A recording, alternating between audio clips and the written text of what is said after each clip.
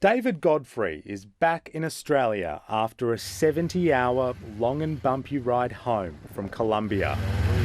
From Bogota up to Mexico, then up to New York, across to London, down to Doha, and then from Doha to Perth. David thinks he's dodged COVID-19, testing negative before departure and wearing a mask on flight after flight. You have no choice. You'll be told to put your mask back on. Now in Perth, he has 6 more days of quarantine to go. I've got my calendar up and I'm marking it off just like Pat Pleon in the jail, By the time he gets out, the number of international arrivals allowed into quarantine will be slashed. The arrival caps for New South Wales, Western Australia and Queensland will be halved until February 15, as lessons are learned about this country-hopping COVID variant.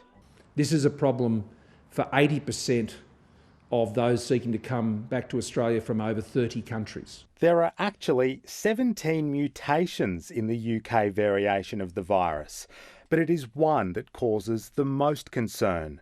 It's called N501Y, and that mutation is located in the spike of the coronavirus. This is a normal, healthy human cell. The spikes in the virus have always attached to what's known as the ACE2 receptor in those cells. This mutation is thought to make that attachment stronger and the virus sticks to the cell better.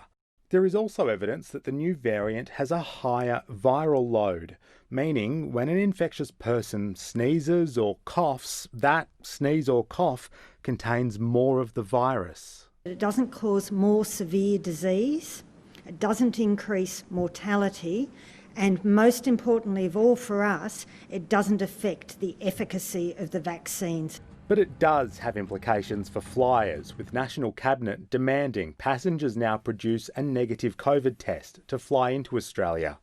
And from airport departure terminal, international or domestic, passengers must mask up, something many travellers are already doing. I'd rather wear one and be inconvenienced for a couple of hours than be inconvenienced for several weeks or even lose my life because of COVID.